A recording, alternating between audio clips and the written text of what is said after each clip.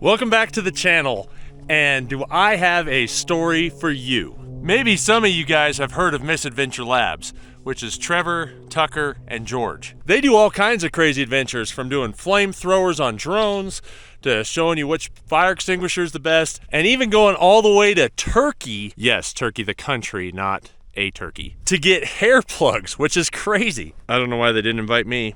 Anyways, out of the blue, they gave me a call and said, Colt, we have a van and we want you to take it in from the US. Okay, as you can see, this is a mini van. It showed up to my house about 6 a.m. in the morning just to get unloaded.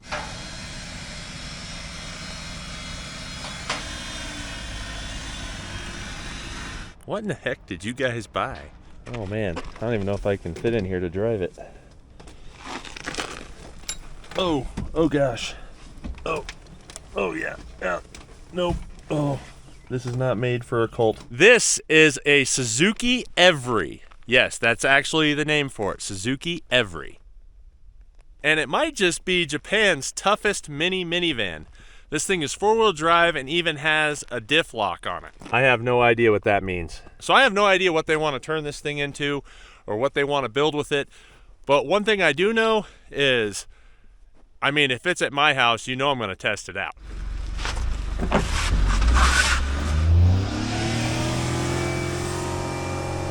So I want to test this thing in 3 categories. Number 1, I want to test it on the rocks, see how well it can do on rocks for the level of the rig.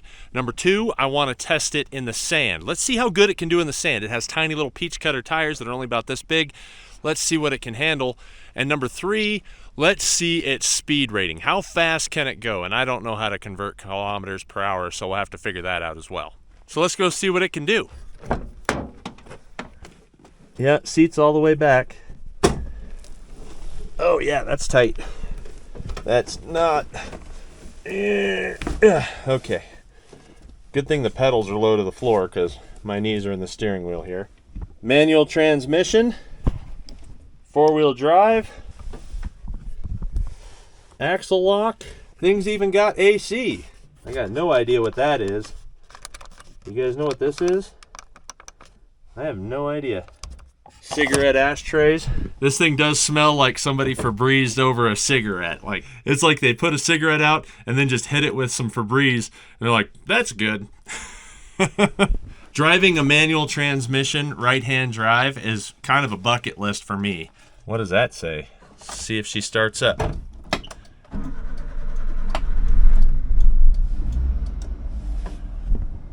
It's alive.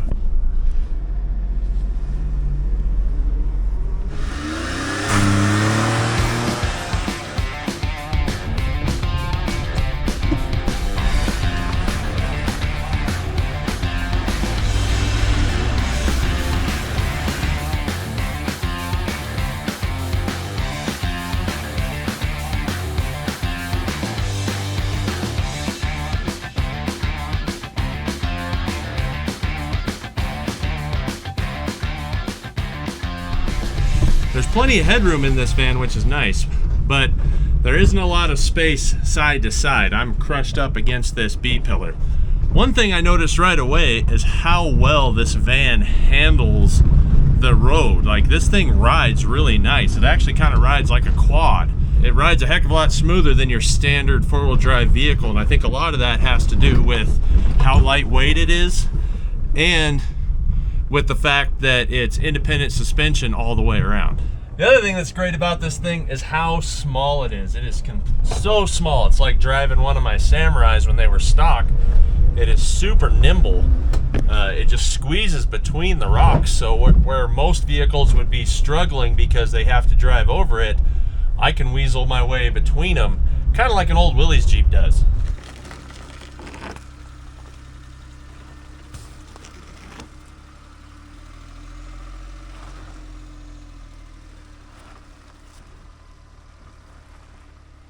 That was fun.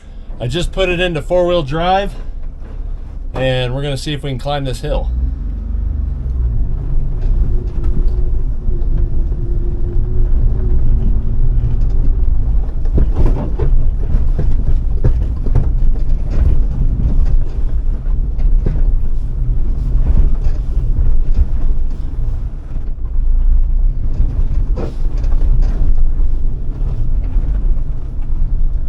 That was actually really easy for something so small. I mean, the tires were this big on this thing. This thing is so low to the ground and has just tiny little donut tires. I can't believe how well it's doing. Like, this is just ridiculous. This thing's just driving up everything. I do, however, keep catching myself trying to get in on the driver's side and not the passenger side, because now the passenger side is the driver's side.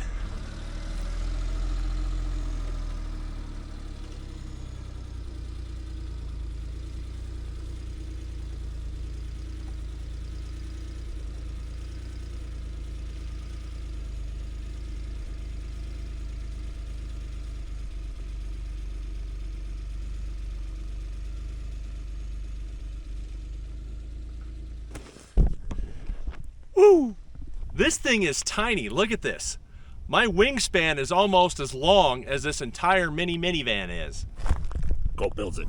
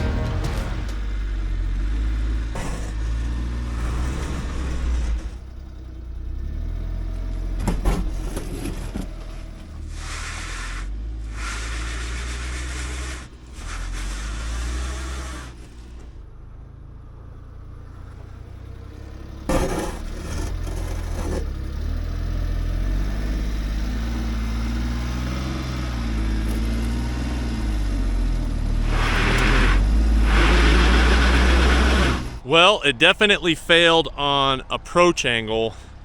The departure angle is a lot better than the approach angle, but I don't want to try to do it in reverse because I don't want to collapse the exhaust, considering this isn't even my vehicle.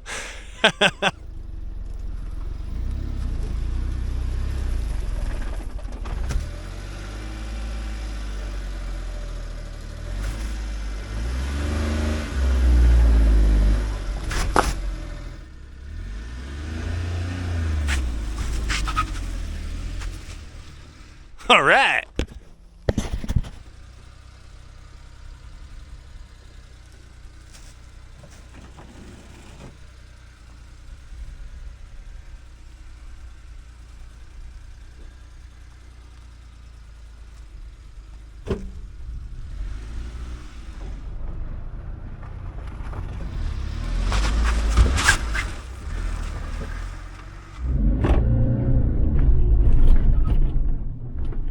Yeah, we made it.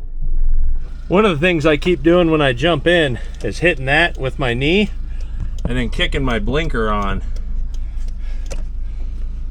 I have pretty much no room for that every time. A few things we learned rock crawling this thing is it'll push its way through if you're willing to give it the onion. But the approach angle is something to be desired. Granted, you're sitting right over the tire and it steers extremely sharp. So there is a pro to the design. For a completely stock mini minivan, I'd say this thing's pretty rad. Oh, I got to shift.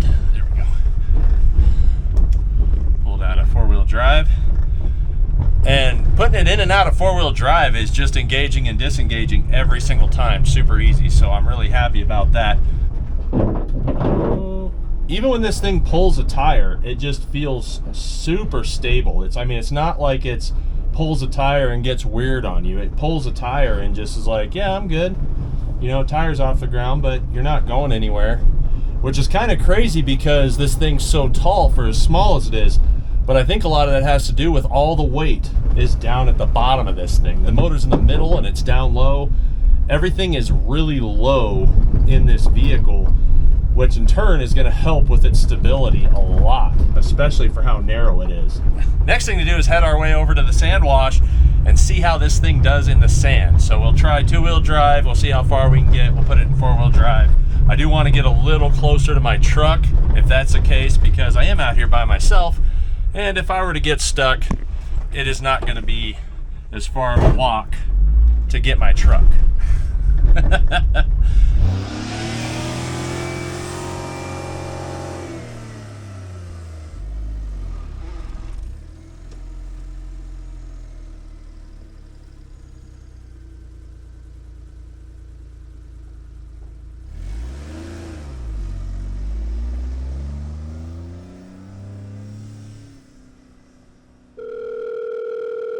Well, this thing is super capable, more capable than I would have expected for something so small with such tiny little tires.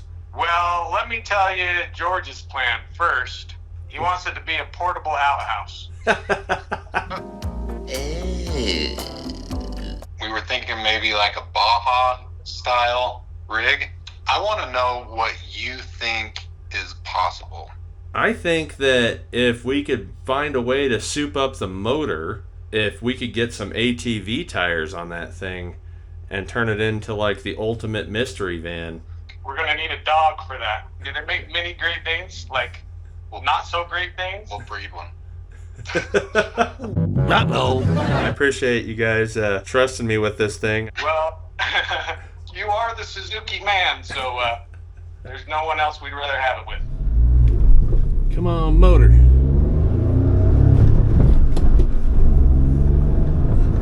Second gear works pretty decent. First gear works decent. Third gear is doggy. Man, oh yeah, third gear is not pulling. So this is a first and second gear situation in the sand.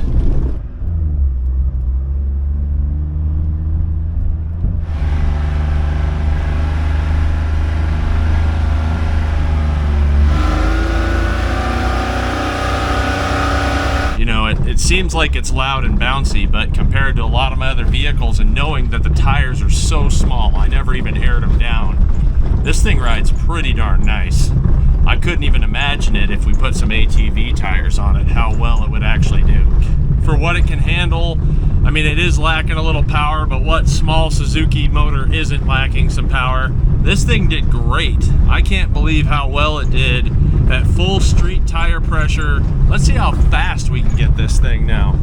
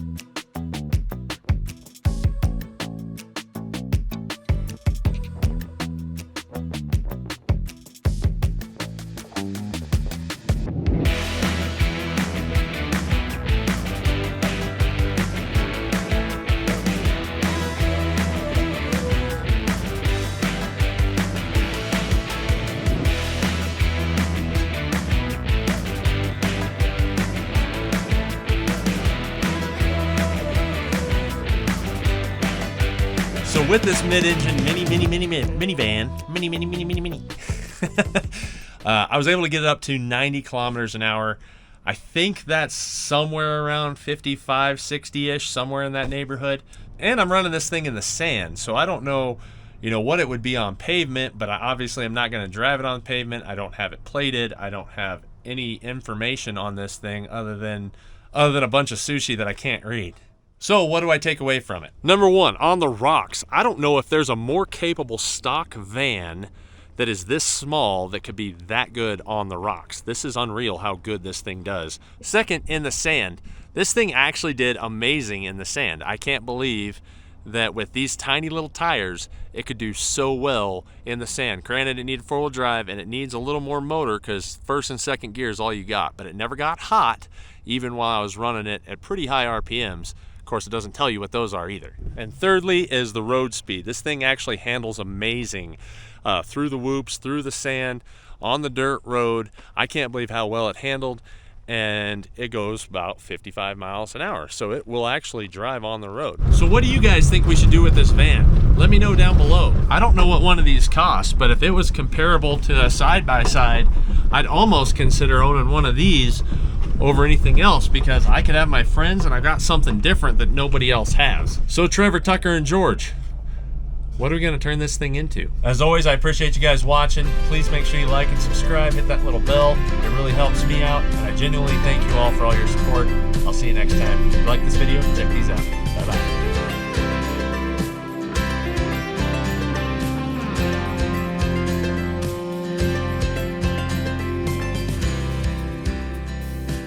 Maybe that's why they call it a Suzuki Every, is that you can do everything with it. So much room for activities.